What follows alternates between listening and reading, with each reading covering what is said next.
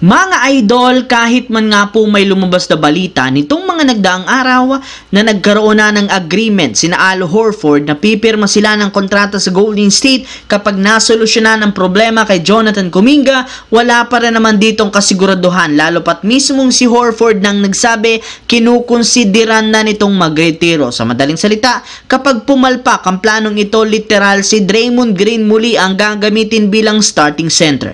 Ngunit agad rin naman ngang tumutol sa ideyang ito si Green matapos niyang sabihin sa podcast na kahit ano man ang mangyari, ayaw niya nang maglaro pa sa center position. Nakukompromiso nga nito ang kanyang naiaamba, gayong imbes na makatulong siya ng maayos sa opensa at depensa, napipilitan nga siyang makipagbanggaan sa mas malalaki at batang big man. Kaya kung maaari, dapat nga daw sikapin talaga ng Golden State na kumuha ng bagong sentro bago pa matapos ang off-season. Samantala, hindi pa rin nga talaga humihinto ang front office ng Los Angeles Lakers sa pagiging aktibo sa paggawa ng move. Sa katunayan, may mga teams na silang kinakausap ngayon na posibleng makagawa ng blockbuster trade. At kabilang dito ang Portland Trail Blazers since desidido silang makuha ang target na si Jrue Holiday bago matapos ito. Sa ngayon, meron nga pong ibibigay na offer o package ang Lakers sa Blazers bilang kapalit ni Holiday,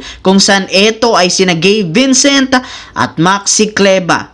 Kung mamalasin, posibleng makasama si Dalton Knecht. Pinag-iisipan rin naman nitong gamitin ang natitirang 2031 first round pick. Kaya dahil dyan mukhang hindi titigil si Rob Pelinka hanggat hindi sila tuluyang napapalakas ng husto ang kasalukuyang lineup. Ganyan nga kadesperado ngayon ang team at front office para mabigyan sina Luka at LeBron ng isang literal na championship lineup.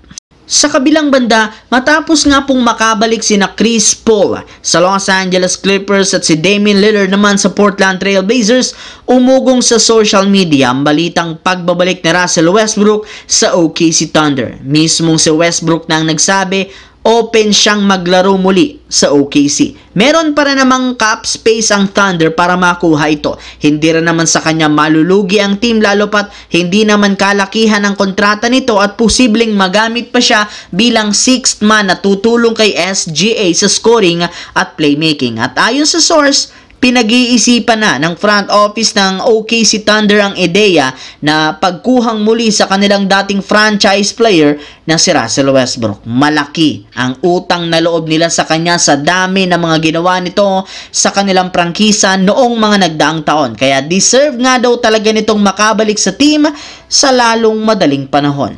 Well, anong masasabi nyo dito mga idol?